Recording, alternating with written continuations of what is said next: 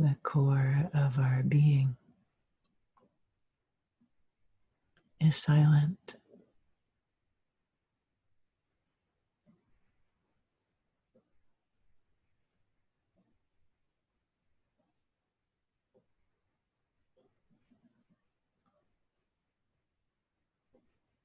It's like resting in the deepest, darkest night, the quietest night. No movement, no sound.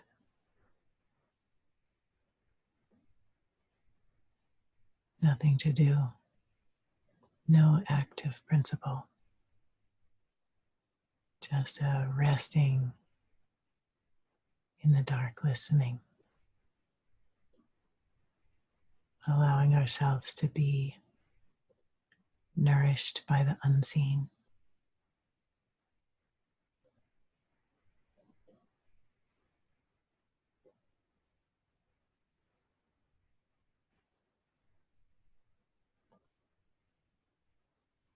The dark is a mystery. The dark is not available to logic or reason.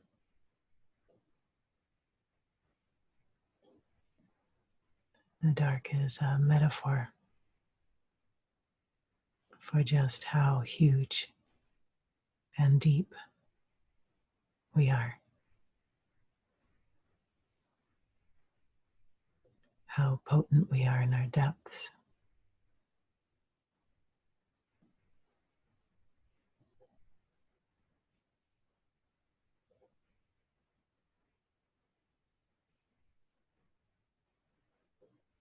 I had a dream.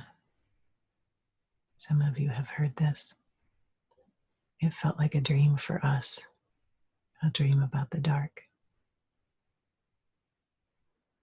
I was resting in a basement room in the dark, sitting in a chair with the door closed, no light, utterly, softly surrendered to the dark, dissolved in the dark, in a kind of a glittering joy, glittering ecstasy of this resting as no one, no cover, nothing, just a oneness with darkness. And the beauty of the quiet, the light in the heart, in that dark depth, everything in my system resting, open, no veil, no distraction, no action, utterly, receptively open. And I hear one of my students whose house it is up on the landing where the front door is calling to me to come and meet her friends, an older couple. The sense was they were like professors.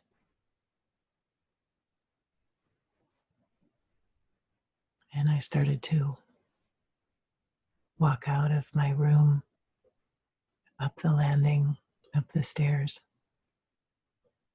And my focus, even though I was walking, was still completely dissolved in the dark, completely dissolved in this ecstatic nobodiness, this ecstatic receptivity. And my pupils were very dilated as they get in the dark, but the sense in the dream was my pupils were dilated, and in a way I was blind. My eyes were just filled with darkness. And I thought as I went up the stairs, of course my pupils will dilate when I get up to meet these people, and I will at least have a bit of a cover called sight with which to be social, you know. How do you be social? Walking up the stairs completely dissolved in darkness with no sense of self at all. Not even the subtle whiff of something that could greet. And as I went up the stairs, my pupils did not dilate. And I had no choice but to meet them wide open, utterly, receptively given over, unprotected, not even a whisper of an active principle, as though I was just splaying everything that I was as I met these people. And the meeting was beautiful. It was like darkness, walking up the stairs from the depths into the lit world, the landing, the educated world, the world of logic and knowing, that she could come as an equal and be, it was like a demonstration, felt like a sign. We can live this wide open to our dark receptive depths in the everyday world, in this world, that it's time for this comfort, comforting depth, for the knowledge of the dark, which is a kind of a embodied knowledge, to ascend and meet the world.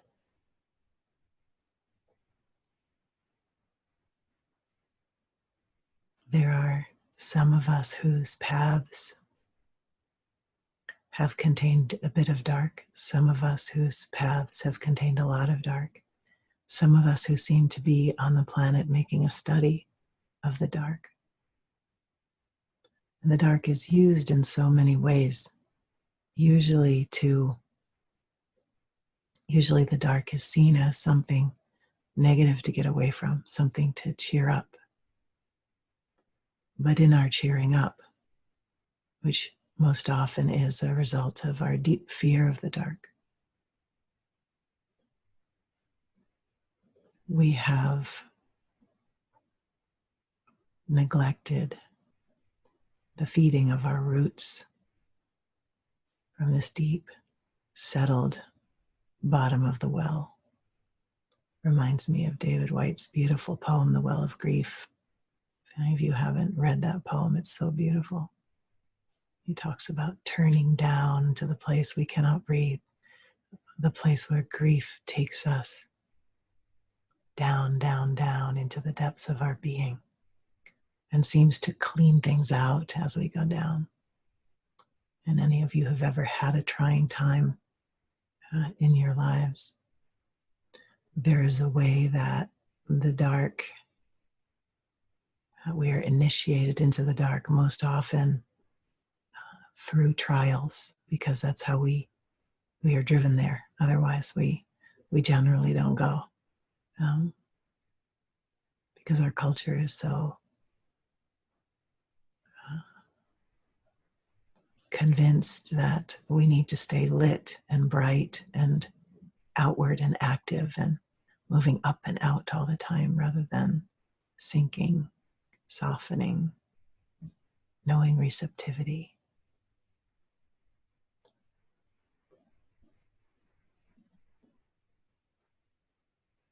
There is a quality to a being who has faced darkness and lived and returned with the light that's found in the bottom of that well. There's a quality of embodied, settled. The only phrase that's coming is badassness, but it's not quite it. It's a sense of a solid, grounded taproot, a solid, grounded taproot. And so around this time of year, when the solstice comes, I have revered this time of year for a long time. Ever since I started to discover that to rest, to grieve, to fall into the dark reaps gifts in the form of spiritual depth. And there's something about the dark when it hits us, about the way that our distractions and our coping mechanisms sometimes get stripped. It's really an encounter with nothingness. And if we can find the support to digest the fear of nothingness, the fear of not being someone, the fear of death, really. If we can find the support to digest what rises there, the fear that rises there, then we can take a step or two or 100 closer to the silent core of our being, to resting in poverty, to resting empty-handed, to reclaiming the essential value of our raw being without any decorations on it, without any embellishments, without any, doesn't matter what the body looks like, what the words are like, what the life is like. Resting and growing a capacity to rest in that essential nobodiness, that essential nothingness. This is the fruit of facing the dark and digesting what rises there. The dark is also the unknown. So when we, to use a metaphor that sort of describes it, that we could be huddled around a campfire, and what is in the light of the fire is the known.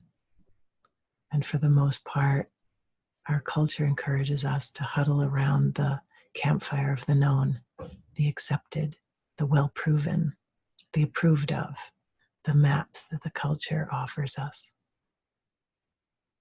And for those of us for whom the cultural menu hasn't quite done it, we have some kind of longing, some kind of hunger, or some kind of sense that there's something more. We turn our backs on that campfire and we walk straight out into the dark wood.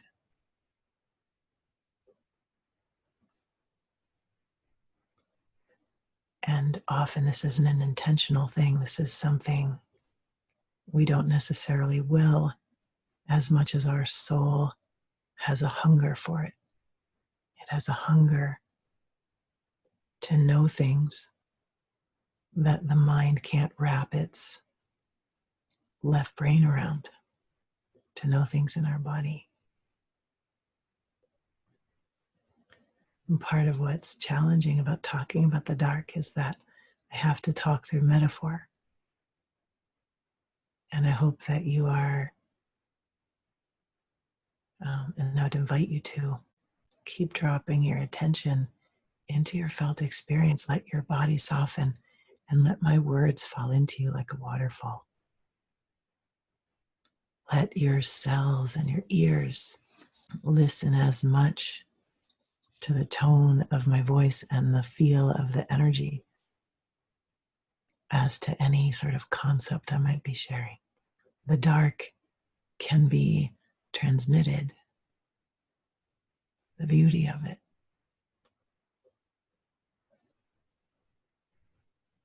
Right now, it's as though I am sitting in that dream, sitting at the mouth of a cave, the cave of my being.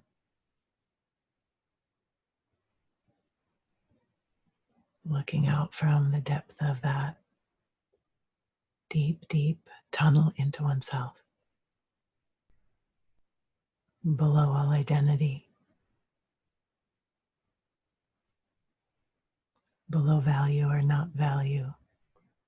Below the psychological stuff and the ancestral stuff and the social stuff below all of that, right into the black hole of the heart, a wormhole into eternity.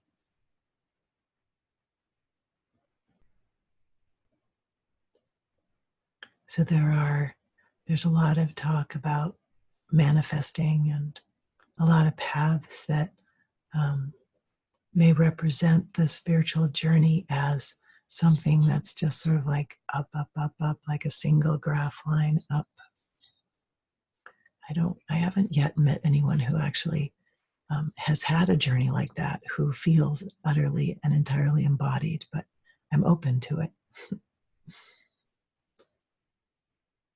Most of us, as we have experiences of light, as we have experiences of presence, that level of opening then calls to the things that live in the basement to be faced,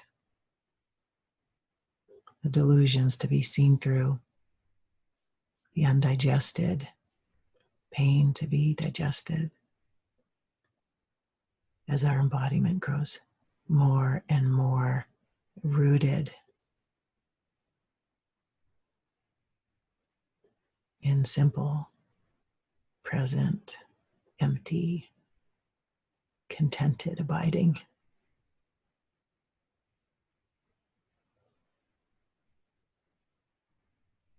And some of us have an experience that St. John of the Cross called the dark night of the soul, where we get a certain amount of that kind of opening shadow, and then get taken down, the mind obscured, the will obscured. The world looks like Hades, and the deconstruction party begins.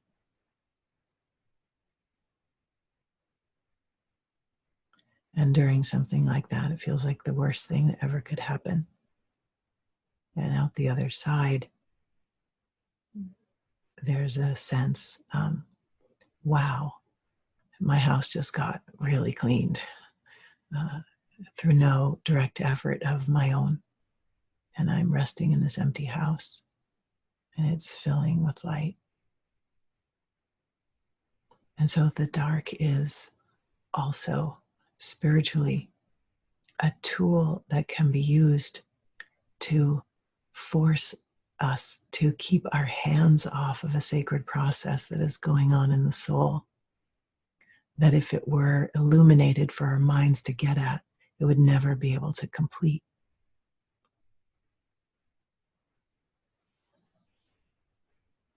In one of St. John's poems, he talks about when the house was dark, he snuck out, meaning his soul snuck out below the radar of his survival-based mind. The soul snuck out and saw things it never would have seen had the mind been in on it.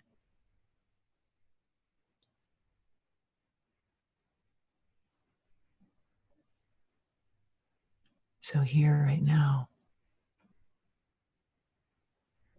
just by letting our attention come off of thought to notice the immediacy of the moment, feel of ground, feel of breath, feel of light energy, feel of presence. We can play in resting and not knowing, resting in life outside the mind, resting in the dark, resting in being.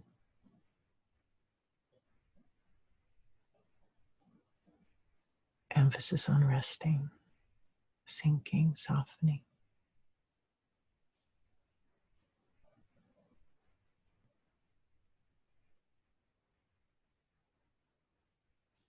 And to let the return of the light, not to grab at the light, not to effort toward the light, but as we rest in not knowing, imagining the returning of the light to illuminate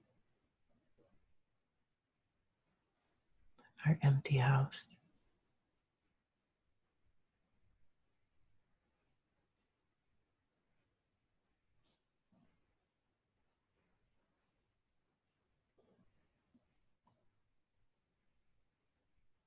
Our culture is afraid of the dark.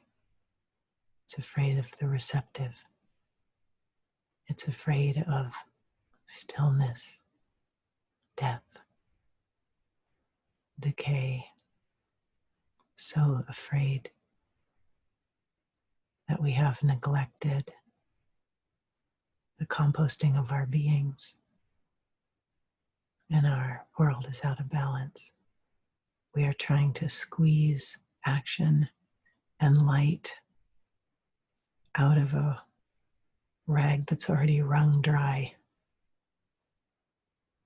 We are trying to artificially fertilize our roots to produce and produce and produce, when we have natural composting capacities in us, called grief, called resting, called pausing, called noticing when we feel unable, noticing when we're longing, this whole receptive side of us, this whole dark side of us.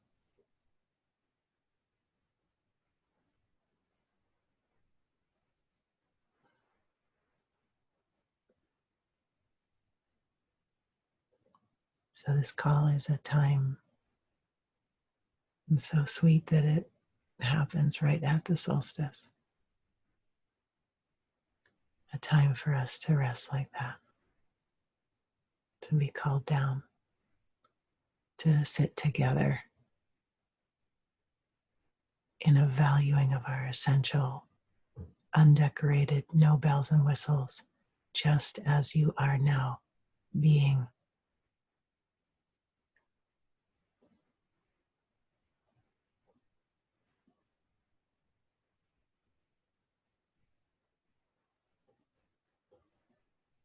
The dark is a gift. The dark is a necessary stripping on the spiritual path, the stripping of all the things that we don't need, and all the things that are just a defense against the dark, against resting, against nobodiness. The dark is a shelter, a place for the tenderest, most subtle, most sweet sensitivity of your soul to rest from the jangle of the world and be nourished and soothed.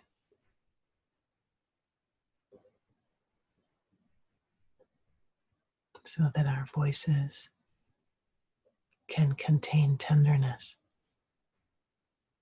so that we can be softened and heartful